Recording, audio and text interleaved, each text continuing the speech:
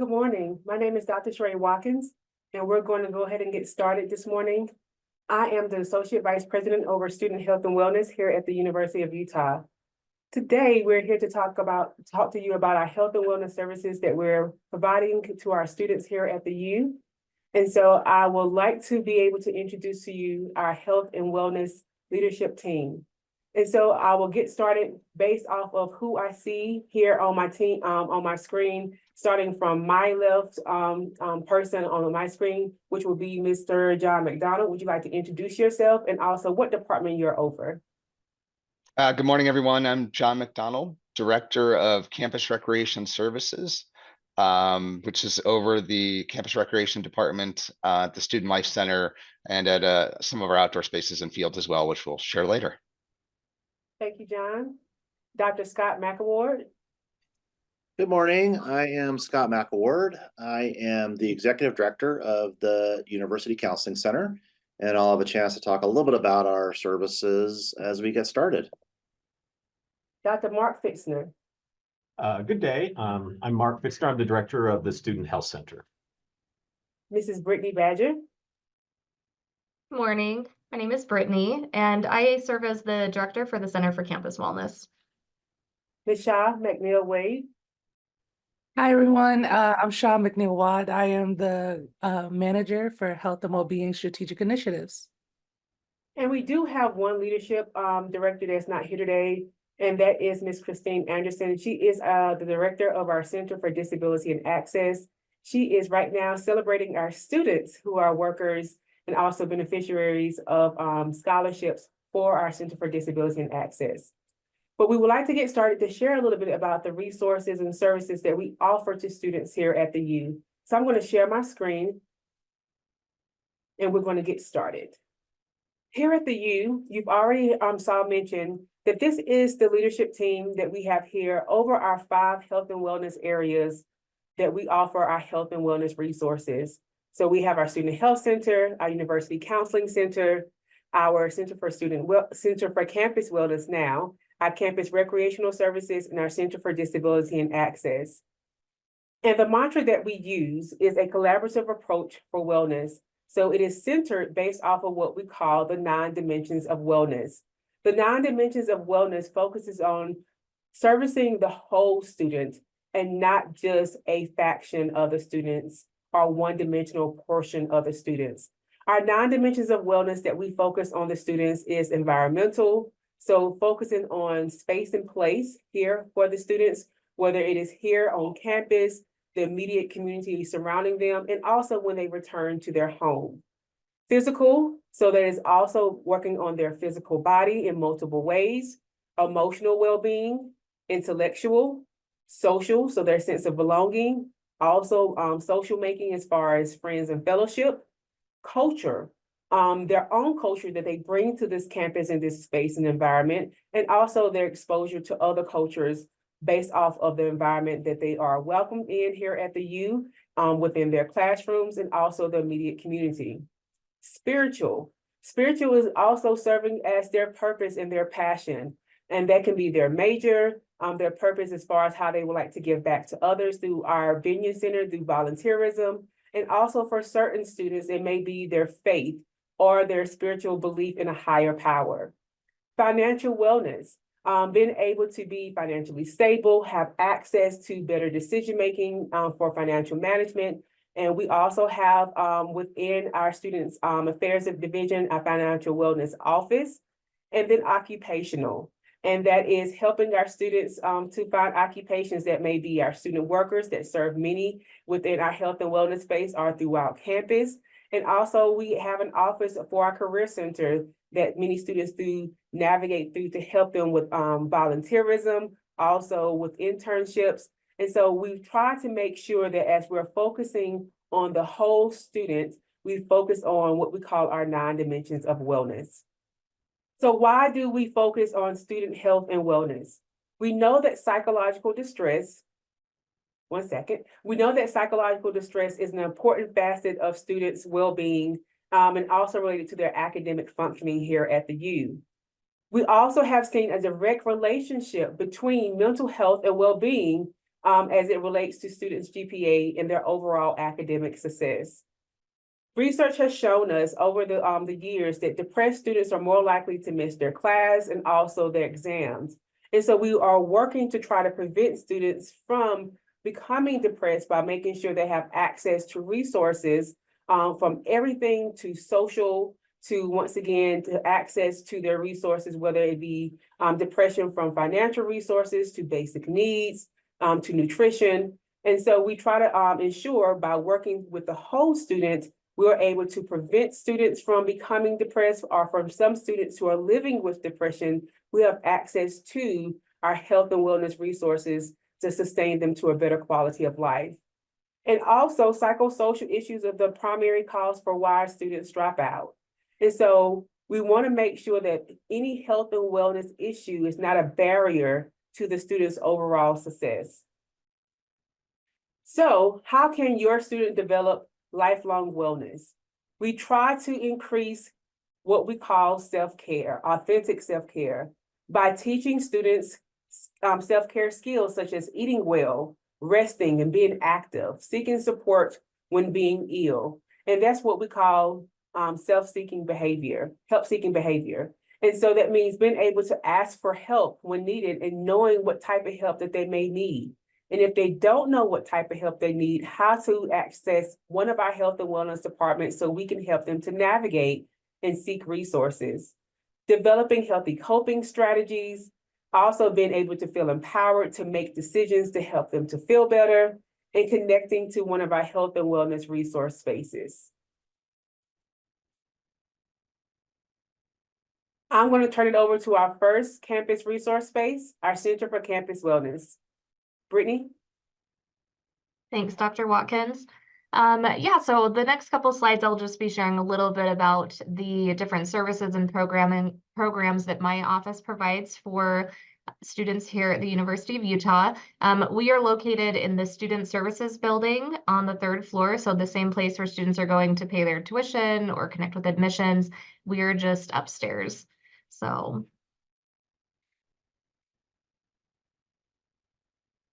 and if you could switch to the next slide, Dr. Watkins. Thank you. All right, so just a little bit about us. So our mission, we support student well-being and success through holistic and inclusive programs that center wellness, safety, and healing. We provide a lot of different opportunities for students to engage in various services and programs. And we really try to meet students where they're at in their own well-being journey. And we understand that students are coming to us with various levels of education and understanding about how to access resources, about different wellness topics. And so we really try to curate a lot of opportunities for students to engage in a very non-judgmental, open place for them to ask questions that maybe they haven't felt comfortable asking before. We try to increase accessibility of services across campus for students to be able to engage in ways that make sense for them and for their needs. And so just kind of on a high level, and I'll talk a little bit more about these specifically in the next slide, we do a pretty hefty amount of education and awareness for this campus. So we are doing things like workshops, wellness coaching, and well-being navigation. And to share just more about what those things are. So workshops, we are kind of the home for things like bystander intervention. We do trainings on things like mental health and stress care. We are doing things on healthy relationships and how to talk about consent. We also have a couple specific services that help students, including our wellness coaching, which that is a non-clinical service for students. It's free, and they can connect with one of our wellness coaches. And we have both professional staff and graduate students who are in training for wellness coaching that provide this service to the campus. And it's really all about setting wellness-related goals, coming up with strategies to achieve those goals, and being able to get connected with resources. Wellbeing Navigation is a brand new service that's going to be fully launched in the fall. We're really excited to be able to offer this because we do know that for a lot of students, knowing what type of resources are available to them, but also how to navigate those spaces can be really complicated.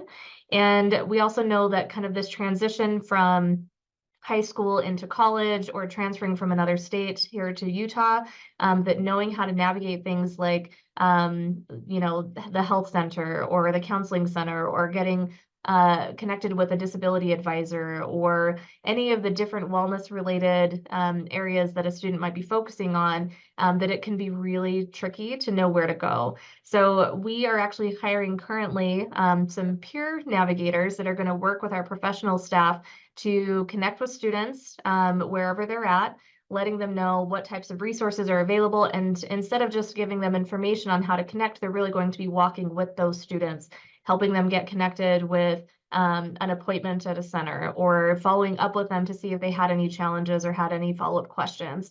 And so we're excited to be able to offer this as kind of this very like transitional service for our students so that they can build their own health literacy and improve access to the services that can help them to be well while they're here at college. We also are the home for a lot of the sexual health services for the campus. And so we provide regular mobile testing for STI and HIV testing for our students. We also cover the treatment for students if they do test positive, and we help get them connected with Dr. Mark Fitzner's office at the Student Health Center for follow-up care. We also provide free safer sex supplies. So we try to help support our students in making informed decisions about their sexual wellness. And so we provide those services for free. But in addition to that, we are also offering a lot of education about consent, healthy relationships, how to navigate tough conversations around the intimacy and relationships. So that is a service that we provide to our students here through our center. And then the last one on this slide is talking about collegiate recovery. So we also know that we have students who are coming to this campus who might be engaging in some riskier behaviors, and we try to approach that from a very harm reduction, neutral, judgment-free space to try to help support our students in making smarter, safer choices for themselves. We also know that we have students who are connecting with our campus who may already be in recovery or looking for recovery from substances. And so we have some space for them to be able to connect with other peers in recovery, or if they are what we call sober curious, to be able to get connected with healthy resources, referrals across campus and off, to really help support that student in making smarter and safer choices for themselves. And then the next slide, and then kind of one of our last pillar programs is our victim survivor advocacy team. This is a free and confidential service for students, but we also provide this service for faculty and staff who have experienced relationship, sexual, or family violence. This could include things like dating or domestic violence, stalking, sexual harassment. And these experiences could have occurred before they're even a student here or during their time here. Unfortunately, we know that violence and abuse is quite common, and we know that it can also greatly impact a student's well-being and their ability to succeed academically on this campus. And so we, as a confidential office, can support students, faculty, and staff in being connected with whatever types of resources they are in need of for their own healing, but also to retain their student status and to be able to get connected with spaces that can help them to find healing or to go through reporting processes, because that can all be pretty overwhelming. So just a handful of the things that we do provide, but really this is very client-centered. So whatever it is that they are seeking support for, we can help them in navigating those spaces. We provide things like safety planning. We can help them get connected with things like mental or medical health referrals.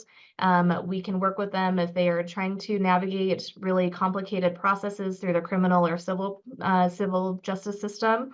But we also support secondary survivors. So friends and loved ones of survivors, we also recognize they are in need of support. And so we really try to provide that space and those resources for those students who are in need. So that's just a little bit about my office and my area and the things that we do for campus. And I think we're going to turn it over to Dr. McAward with the Counseling Center.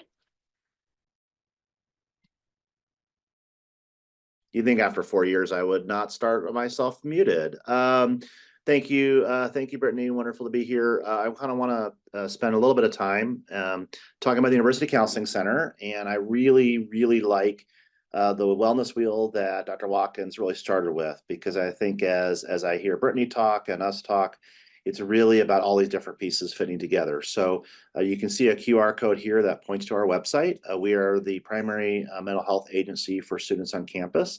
We're open year round. During when school is in session, we have some extended hours, and then during the summer, we are 8 to 5. If you can go to the next slide, please. Thank you. So a little bit about us. First of all, we really focus on providing quality, collaborative, goal-oriented, and multiculturally sensitive services to our students. Students that are enrolled in at least one credit in the university are eligible for our services. We have a few caveats with that. Some of that around kind of mental health licensing, and that includes that students need to be physically located in Utah to provide services directly with us, and they need to be matriculated students. Starting last summer and continuing this summer is once students are already here at the university, and they're going to be taking the summer off, but returning in the fall, they are still eligible for our services during that summer semester, as long as they're in the state of Utah. We're multidisciplinary, so we have a staff of about 30 clinicians that represent licensed psychologists, licensed clinical social workers.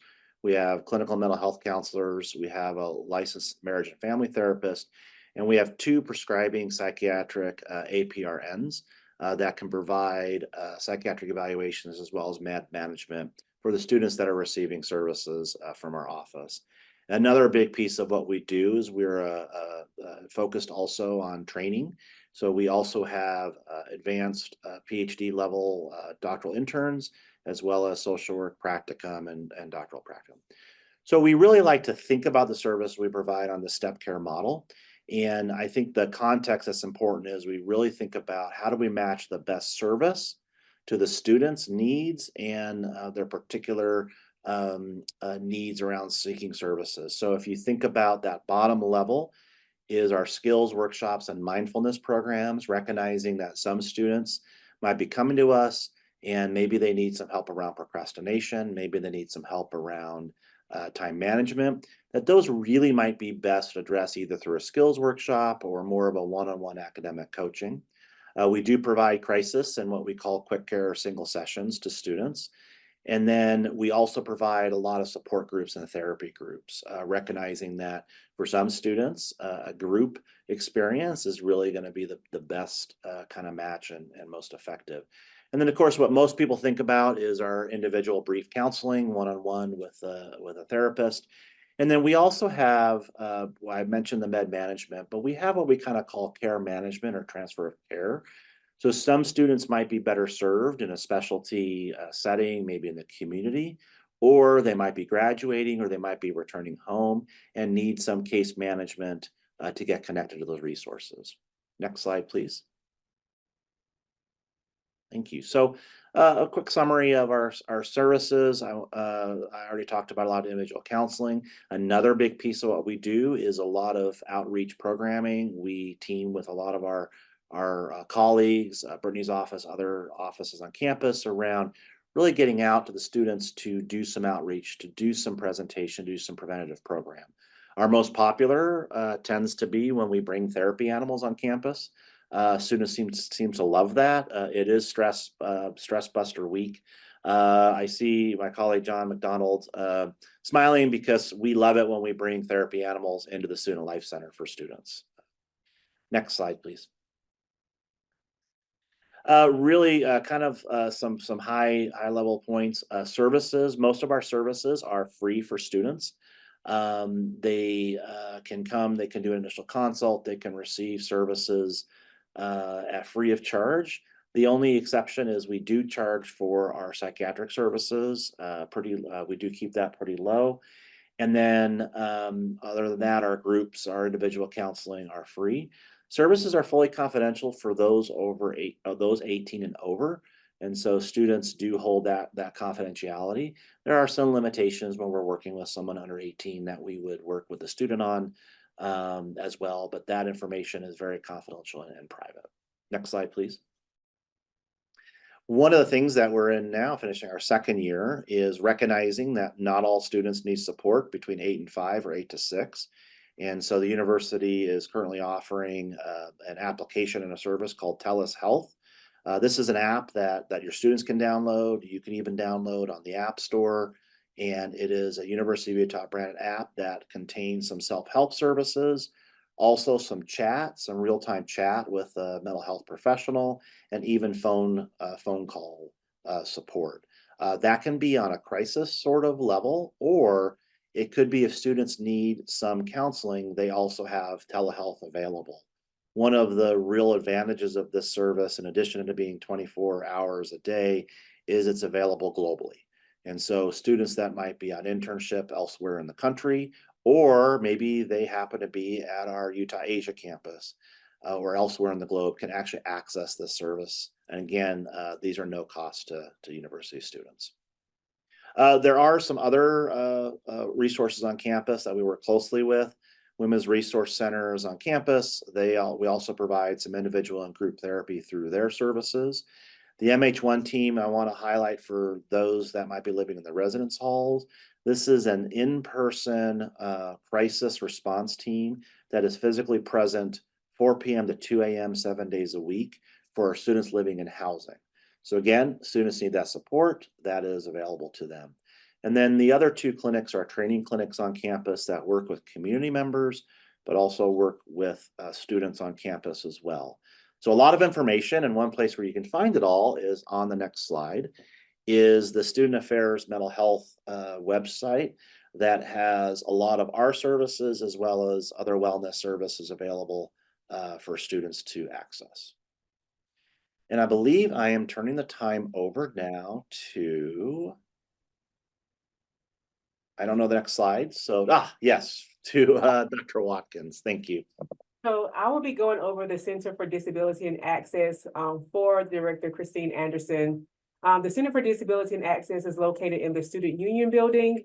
And soon we are so happy that it actually will be moving into the Student Services Building.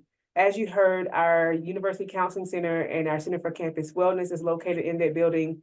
And during this summer, the Center for Disability and Access will be moving into that building so we can have a collaborative approach for how we're able to serve the students and also to reduce the stigma. So when students are able to enter into that space, you won't be able to really recognize what students are entering into that space for.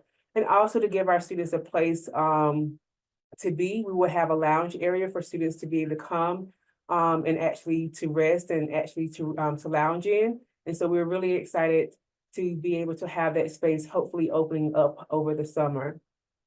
So for students who are needing to request accommodations, students with disabilities can receive accommodations based upon documented disability.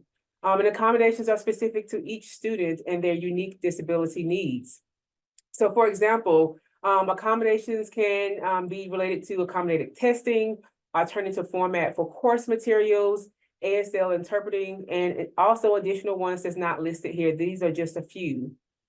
The purpose is that students will need to meet with a disability advisor to request the accommodations. And typically for students who are already enrolled, they can do that at any time by going to the website and submitting a request for an appointment. Those appointments can be either in person or virtual. For students who are new and incoming, that can actually be done when they're coming in during the summer during orientation.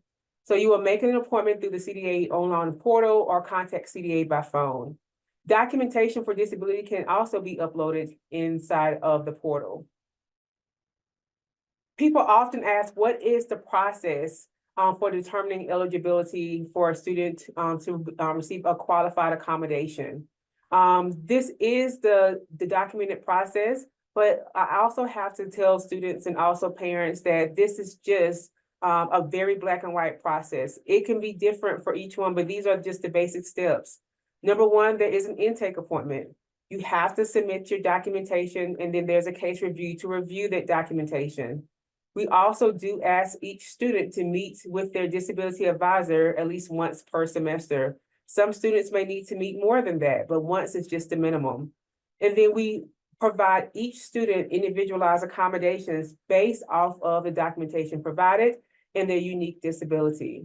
And then we provide that qualified accommodation, which is all within a private and confidential EHR system. And so once again, that's just all within a qualified system. So that way it's not on paper. Students have access to it. And then those accommodations are shared with the designated professor within that system.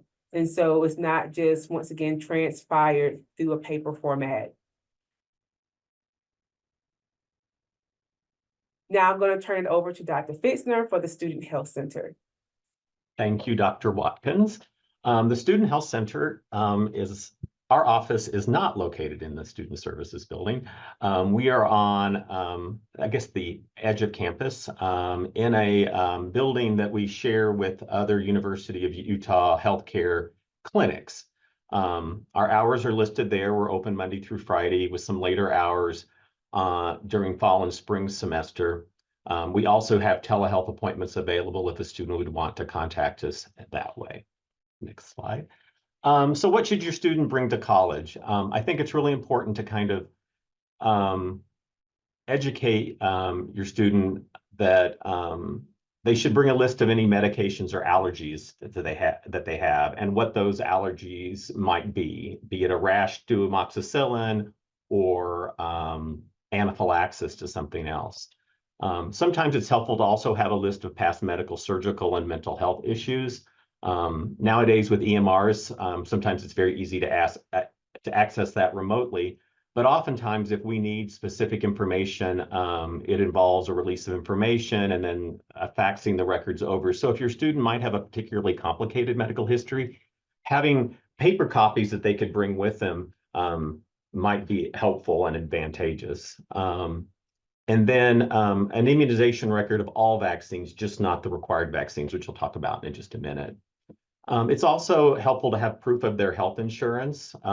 Students are coming from around the country and have various different providers. And so it's good for them to know what their provider network is. And now is a great time to look at your insurance and see what providers are available in Utah to them and who would be in network and that sort of thing. Many students oftentimes will just have a picture of their parents' insurance card on their phone, so they'll have all that information available if asked.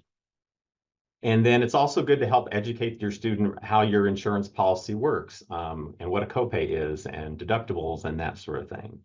And then I also think it's helpful for them to have a little first aid kit, so to speak, for small emergencies and illnesses. So bandages for cuts and scrapes, hand sanitizers, thermometers, so they'll know if they have a fever or not, antibacterial ointment, and then things like Tylenol or ibuprofen, and of course, masks if they become ill or sick. So the Student Health Center services, so we're a primary care clinic for students, spouses, and their dependents. We provide sick and well care with appropriate referral to subspecialty care if needed. We do have a sports medicine provider who is in the clinic a half day a week, as well as an internist for more complicated students' issues. Travel medicine is also available in our clinic, so we have a travel nurse practitioner. And so travel medicine would be students who are going away to certain countries and may need specific immunizations or medications, be it malaria prophylaxis, yellow fever vaccine, typhoid vaccine, which we stock in the clinic and are available to the students. And then we also provide the regular immunizations that many students might need. In terms of insurance, we're in network only with the University of Utah Student Health Insurance Plan that's administered by United Healthcare Student Resources. This is a fully affordable, or excuse me, a fully affordable Healthcare Act compliant plan at a gold level, meaning it has an actuarial value around 80% coverage. The website is listed there that will give more information. Open enrollment begins, normally students can start enrolling sometime after the 1st of August. The policy year is from August 16th to August 15th of the next year. Those students can buy the policy by semester. And during open enrollment, during that time, if you wait and select the plan at the end of open enrollment, it backdates to the beginning of the semester or the period. So there's open enrollment at the beginning of each semester, or if they happen to have a qualifying event. As far as the immunization requirement, we only require 2 MMRs. They're required for all students. They'll receive an email to the university email address with instructions. We do have access to the State of Utah Vaccine Registry, and that automatically queries all students' records. So if a student is from Utah and we have access, they'll just get an email from us saying that we've already verified their records and they don't have to do anything else. Other students will just need to enter their dates and upload a copy of their records. I would also encourage that all students stay up to date with other vaccines, such as their COVID vaccines or flu vaccines. If you are unable to find dates of immunizations, other state vaccine registries are helpful. High school transcripts sometimes will have those records available. Well, they also can have titers drawn either at your own doctor's office for the measles, mumps, and rubella, or at our office. And then otherwise, they can also get immunized. We do allow religious, medical, and personal exemptions are allowed with instructions on our website on how to proceed with that. All that information needs to be submitted to us by September 15th via our portal. This is just a picture of our website with the patient portal highlighted. They just click that and follow the instructions, upload their immunization records. And oftentimes people will wonder about other vaccines that they may need at this age. So we typically mention the meningitis. Most have gotten their 2 doses before they start school, or 1 dose before they've started school. But if they're going to live in residential housing, it's usually recommended having a second meningitis vaccine. And there's also a newer meningitis B vaccine that is also recommended as well. Mark, while we're on you, we do have a question that came in from a parent that's talking about medication and transferring medication, such as Adderall, which is a controlled substance. So the question says, does a student on a daily medication of Adderall, which is a controlled substance, is that easily transferable through a script to the student health center, or should they mail it each month? What are your recommendations for this parent's question? I think it depends on the situation involved. We cannot send controlled substances prescriptions across state lines. So typically most would establish care with the provider. And doing that, typically they will need records like our office does, medical records showing evidence of being diagnosed with ADHD before they would go on and prescribe the medications. During COVID, they loosened the rules and we all could prescribe across state lines, but then that ended, I think, a year ago, May. And so we're back to how it always is. Now, if you want to fill them for your student and are able to mail them, that may be a possibility. But a lot of times it just is easier to establish care and they can be seen at our office or any other office. Thank you, Mark.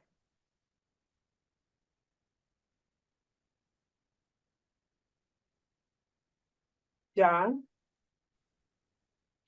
Wonderful. I'm excited to share some information on campus recreation services. We are located in the George S. Eccles Student Life Center and open 7 days a week. So having services run starting throughout the week at 6 a.m. and running late in the evenings, and sometimes later in some of our other spaces and outdoor fields as we need. So next slide. So our mission is to support student well-being and success through the development of the complete individual by active engagement and educational enrichment.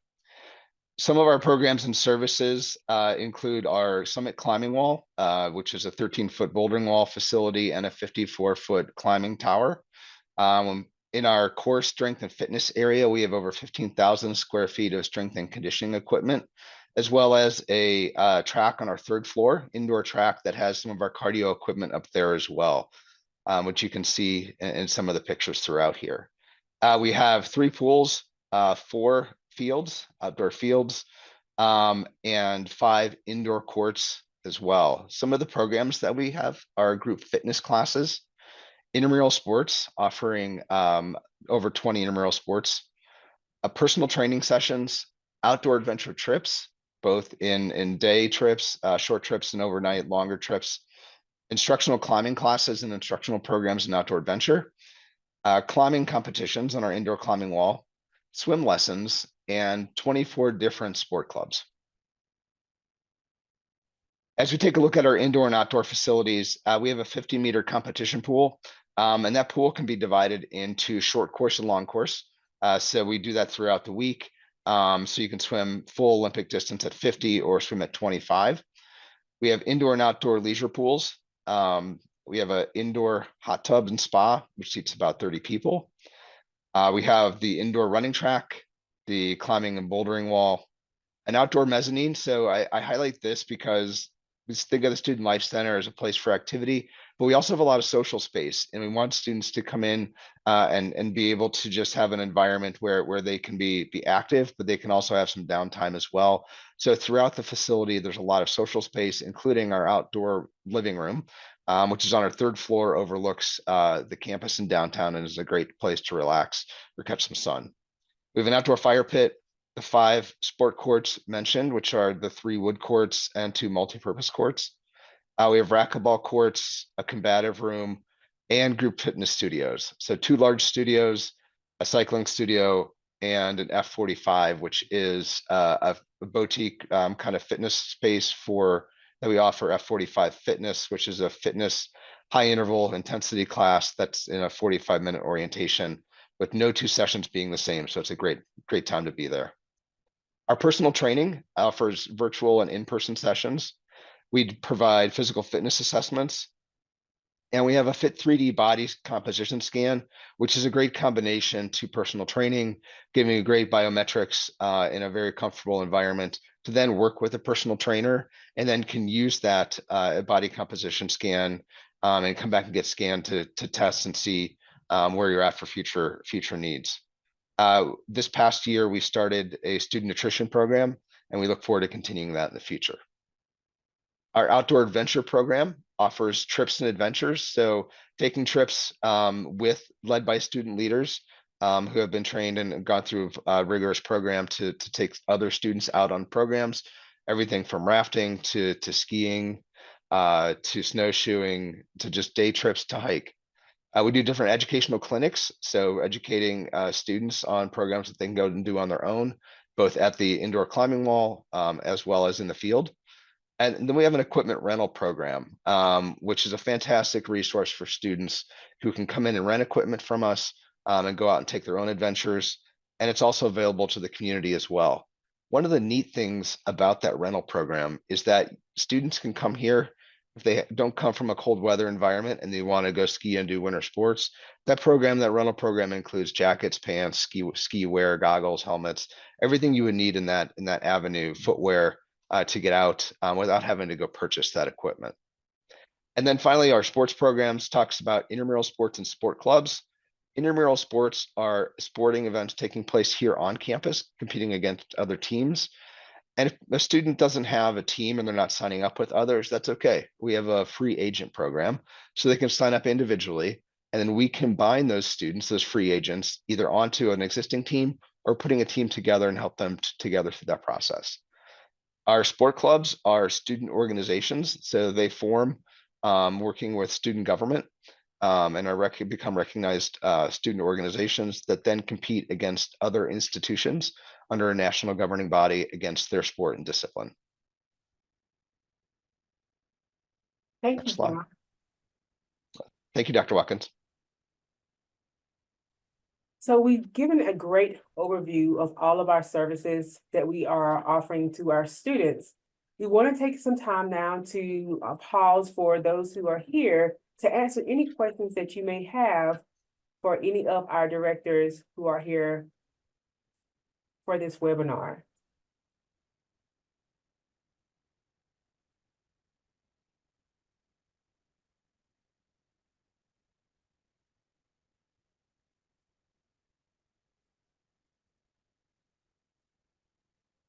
Any questions?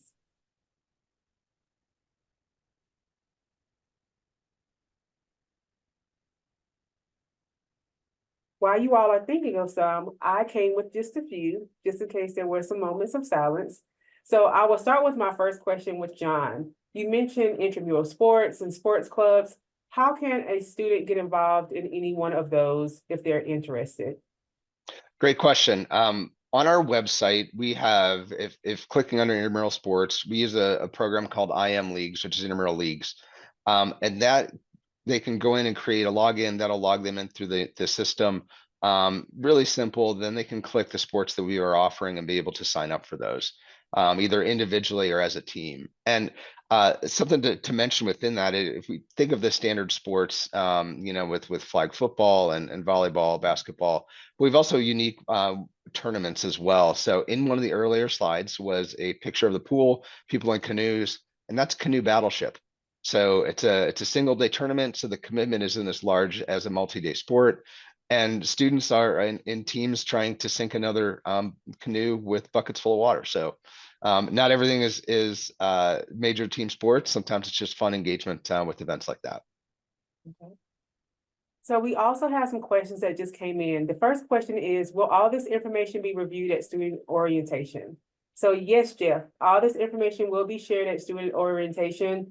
You will see actually in a couple of different ways. Number one, you will see one of us presenting this information the exact same way, doing the orientation, and you will see it called Student Health and Wellness.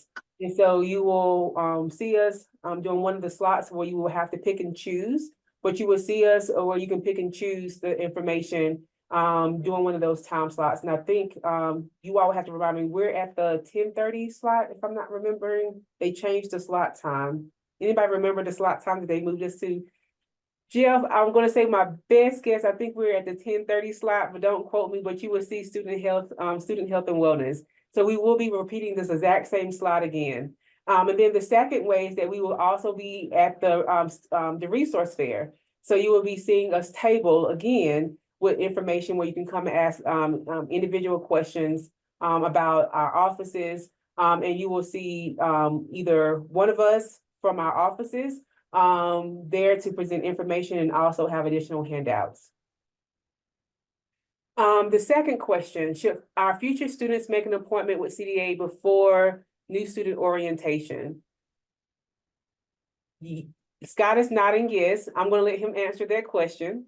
Yeah, so yes, as soon as the student is ready, they may make an appointment with CDA. There's kind of two different ways to do it. You could look to see if there's some appointments available on the day your student has selected in-person orientation, or they also offer virtual appointments, so you could call anytime to make that appointment. And that is really great to get established as soon as possible. Thank you, Scott. And Kristen, the psychiatric info again. So what I'm going to do, I just dropped it into our chat. This is the Student Affairs Mental Health link that has all of the information for our health and wellness resources that I just went over. And so I'm going to drop that there and also put it in the Q&A. So you can have it both ways. And so that information is there. So you can be able to have it not just to psychiatry, because as we mentioned here, psychiatry is located in two different offices. We have it in our Student Health Center and also in our University Counseling Center. So it gives students options as to where they would like to receive those services from. So I'm going to tag to a question to both Brittany and Scott. What is the difference between counseling and wellness coaching?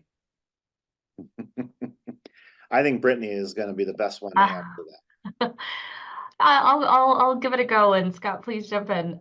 So when we're talking about wellness coaching, we are talking about trying to work with students in identifying goals and like strategies to move to accomplish those goals in a way that is not processing any sort of like clinical mental health needs or doing that kind of a deep dive. So truly what our coaches are doing is they are trying to work with that student to have a student directed conversation of, so an example of what a coaching session might look like. We might have a student connect with us who has been struggling making friends. And they might come and talk to our coach about, I would really like to meet new people on campus. The coach then could talk to them about, well, what are some things that you might be interested in? And they can kind of talk to them about maybe connecting with like John's team and, maybe signing up for an intramural sport or connecting with our Benyon Center to do volunteer work. And they'll kind of work with that student to identify maybe some areas that they might be interested in testing out. And then they would meet with them again to check in and see how it went and maybe help them with identifying barriers and being able to work through those. The difference in how maybe we might refer them to someone with Scott's team to do some clinical support is maybe they are really struggling with things like anxiety or depression, or have some history of, maybe having some issues with other relationships, and are wanting to maybe do a little bit more of a deeper dive into the why they struggle in those areas. And in those moments, our coaches would do a referral to Scott's team to maybe help them to work through some of those, so those things, to be able to work through those challenges in a way that feels health promoting and growth promoting.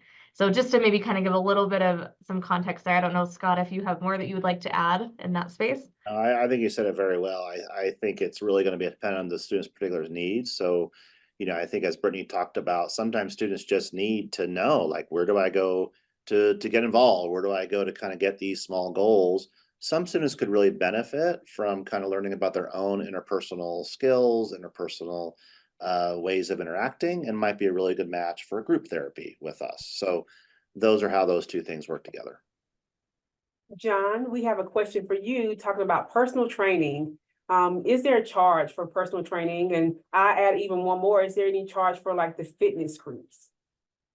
Yes, so there are personal training is an additional charge. The initial session is a physical fitness assessment and 2 personal training sessions, and that's an $80 charge. And then we have personal training in addition to that can come from there.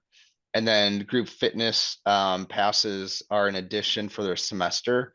There's a semester pass, and it depends if you'd want to attend all classes or just classes that are not with F45, F45 being an addition to that. So I'll drop some information here in the chat with those details.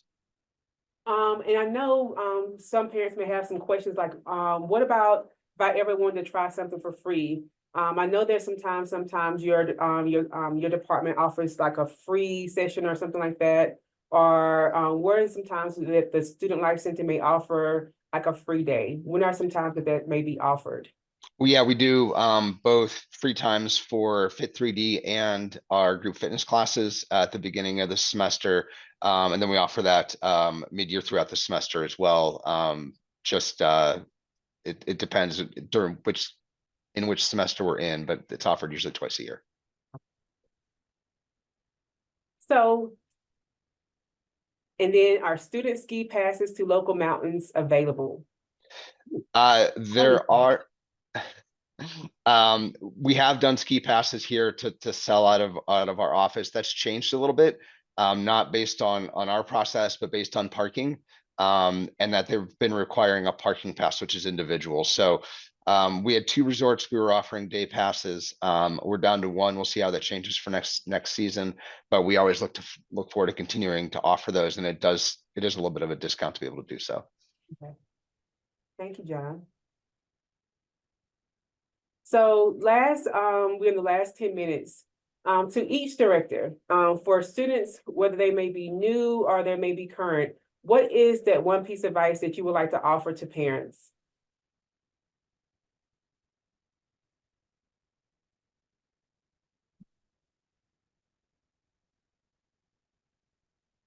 And I'm resonating with this question because I actually have a senior in high school who will be coming to college. So I would like the advice from my colleagues as well. My sense would be, as you think about how are you working on helping that student really kind of advocate for themselves and seek resources to really be there and be open to that, but also kind of see about how they can do that engagement. I think that the students that we work with really appreciate the sense that they know they have the parents in the background as safety net, but that they're learning how to engage with us on their own. thank you, Scott. I would kind of echo what Scott does, coming from a pediatric background and adolescent development. Most college students are entering late adolescence, and part of that is taking on more adult responsibilities. And so having the ability to make their own decisions, but also having their parents that can help guide them to make the right decisions. Because I always like to start with thoughts lead to actions, lead to consequences. And we need to kind of think those things through as we become an adult and figure out what's best to do. Brittany? Yeah, I mean, I think that I would probably include that, you know, the transition to college for students can be both really exciting and a little scary, both for the student and the parents. And there's not a perfect journey, is what I would say, is that you know, students are trying to navigate what their life is like, being a little more independent. They are going to make mistakes. And, you know, the way that we try to approach a lot of these conversations with students is that it's not the end of the world, you know, like, and to kind of think about these things, it's like nudges in a healthier, better direction, that it's not so black and white. And so to have a little bit of just grace for your students as they are trying to navigate what this kind of step into adulthood is going to look like for them. And they're going to make decisions that you're going to probably shake your head a little bit at, and to still be that caring, supportive person that reminds them that there are people on this campus that are here to help support them in the ways that they might need. And you don't need to be the person that knows the answers to everything, but to encourage your student to ask questions, that if they're struggling or have questions, that most likely there is a resource for them here on this campus. And at least within the health and wellness line, we can help them navigate what those places might be. So.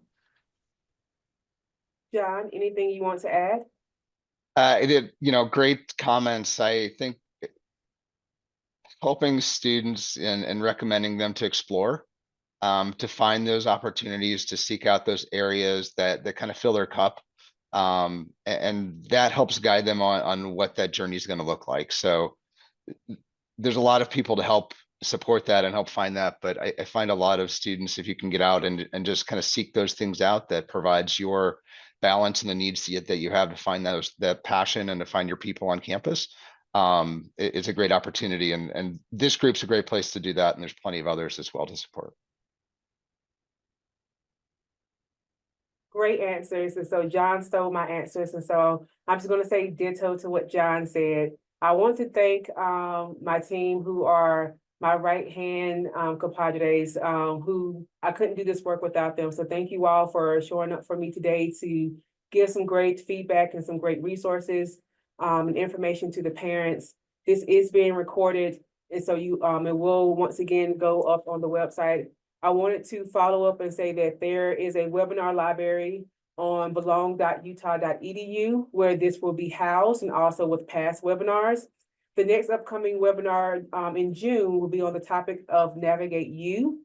And so please make sure that you have that information in store. And if you have any questions after this, please feel free to reach out to my office, which is wellness@utah.edu. Happy to answer any questions that you may have. And if there's no other questions, and hope you have a wonderful weekend and have a great day. Thank you.